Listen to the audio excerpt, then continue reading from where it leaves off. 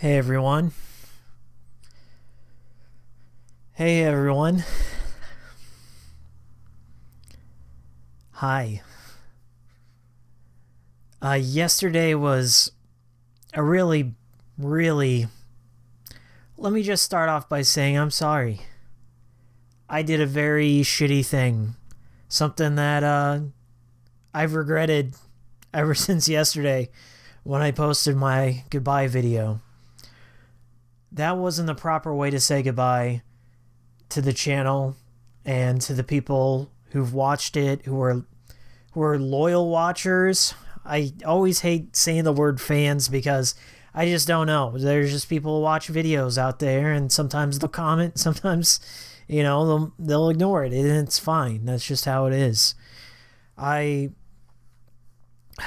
do I begin? I guess I should start with what happened yesterday and why I posted that video and just my feelings in general. So yesterday I had a job interview for a very lucrative position.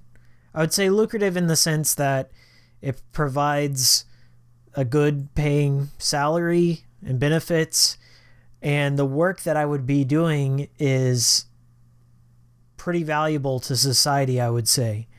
I'm going to leave the details kind of vague for a reason, but all I could think about during the interview was, what if one of my bosses saw one of my videos out of context, like from my channel? What if they saw, God help them, the Spiteful Crow video or one of the Gaijin of Dojimas or something, and they just didn't understand what was going on? You have to understand that video game culture, even though it's become more mainstream in a lot of ways, like what is mainstream is Mario and Sonic the Hedgehog and Minecraft. That's kind of mainstream video games. Those are things that, even a parent who doesn't know too much about games would be able to recognize, right? What my channel dives into is probably the more obscure, the opaque, current events, things that are just referential to just people who understand video games, right? So a lot of what I create is a reflection or a reaction to that. And sometimes I just let loose. I let my creative side take control and not worry so much about the comedy or whatever. And I shouldn't. I really shouldn't. That's the art of comedy. That's the art of creativity, is like you put your work out there because it's something that you were inspired to do, that you believe in. And I believed in this channel, and yeah. So my biggest fear came from context, as I mentioned in my video. That people will judge the whole situation by just a few seconds, or if you're saying something that's a little controversial, or you're criticizing something that shall not be criticized, like, if somebody comes out there and criticizes Undertale, or criticizes, something that means something to a very, specific community of people, that people run your name through the mud, or they'll do other things to ruin your day. And that was my fear, is that we live in a very sensitive society now. And it's strange because I grew up in the 90s, and, it was the parents who were sensitive and the churches who were sensitive to violence in video games, right? And now we've moved away from that. We have the most violent games imaginable. Things that, Grand Theft Auto was something I just couldn't comprehend back in the 90s, ever being a thing and being able to murder people and da-da-da-da. And not that I believe that does any harm to society. Grand Theft Auto, it doesn't. No studies show. But now it's like language policing. Just, you can't... I've seen this. I've been through universities. I've been through institutions. I've worked with a lot of people that are far left and liberal leaning, and that's fine. I don't really care about anyone's political beliefs, believe it or not. Doesn't matter to me. That's not my point. But I feel like coming from a person who's a writer and a creative mind, that no topic should be off limits. You should be able to criticize both Bernie Sanders and Donald Trump and Hillary Clinton and those sorts of things, just in the same way you should be able to criticize whatever game you want. And there shouldn't be a bounds or limits to the comedy. The only limit is, did somebody laugh or somebody did not? And then you work from there. So my biggest fears in life always were like, I'm an entertaining kind of guy. Like I live to make people laugh. I live to create, something entertaining and interesting and start conversations. And I felt like many of my conversations, I was self-censoring. And I was self-censoring both, in the workplace. Of course you should in the workplace. That's a professional thing. You don't want to bring up politics or religion.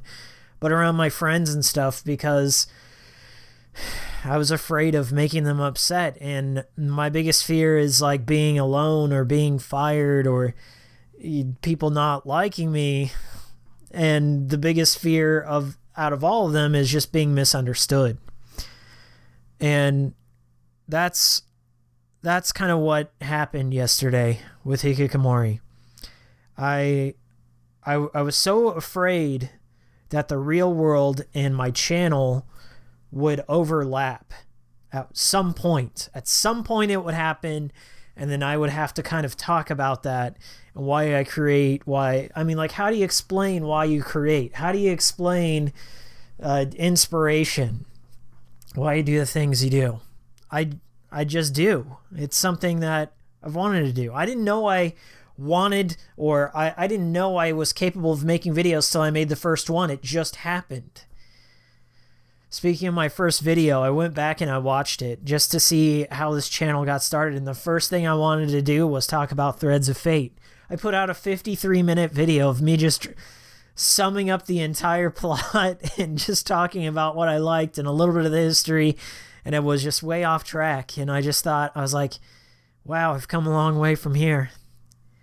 And it didn't hit me until last night when I started reading everyone's comments on the channel. God, I broke down in front of my girlfriend. I was crying on the couch. I just thought I made the biggest mistake in the world. It's true.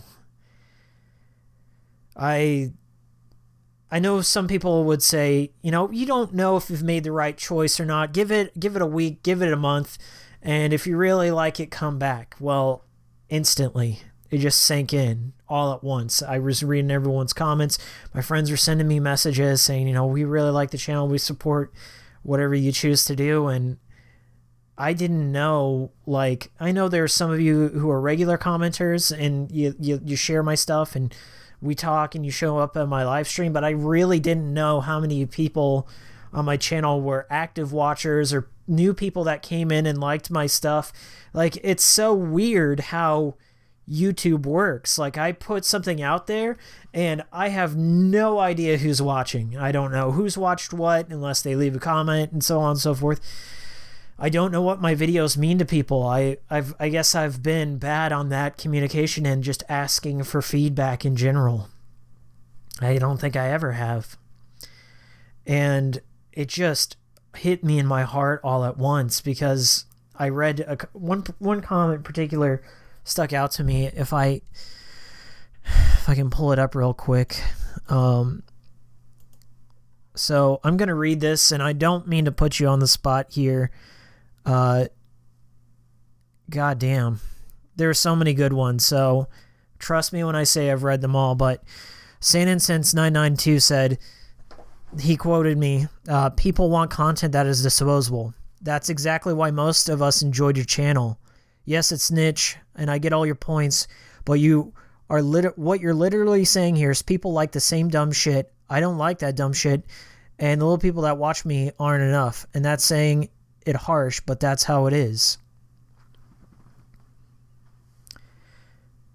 that made so much sense to me all at once. It's like one of those moments like wherever you just have an awakening inside of you, like, what the hell have I done? Like, they're right. I wanted to make content that was so far different from what is out there in YouTube. My biggest frustration with YouTube is that the little guy just has no chance to rise up and get their shit seen. Like, I talked about the Firewatch example, like big network channels, like I went from the page 1 to page 2 to beyond just because YouTube the algorithm favors the big guys.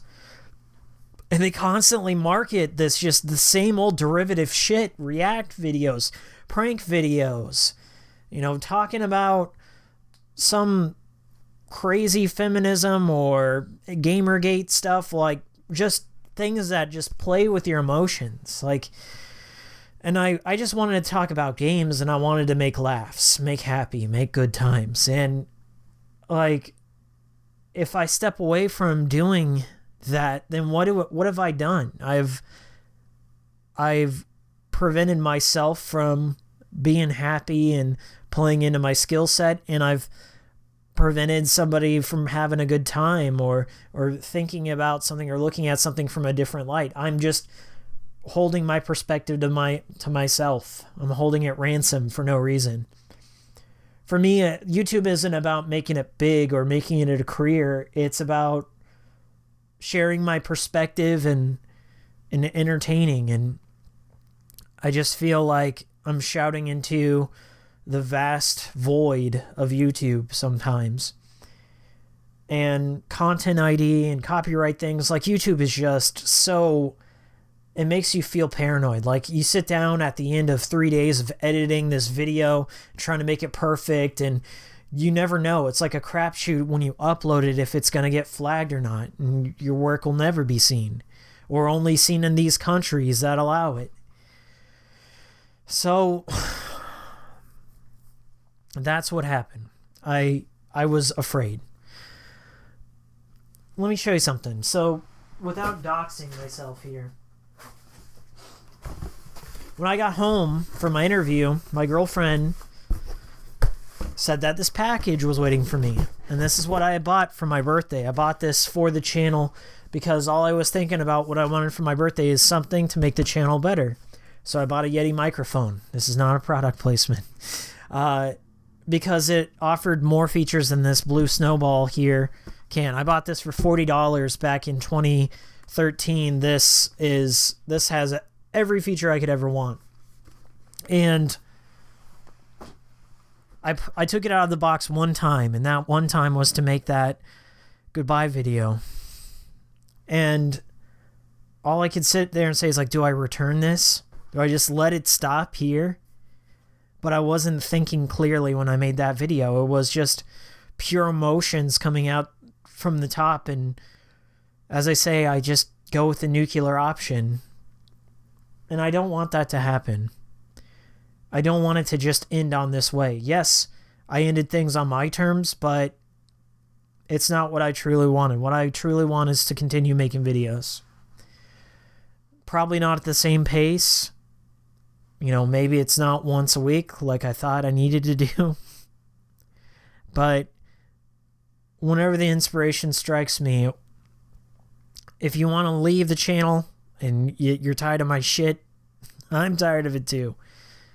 This happens a lot to me. I do this to myself. I got no one to blame but me for this, and I'm really sorry. I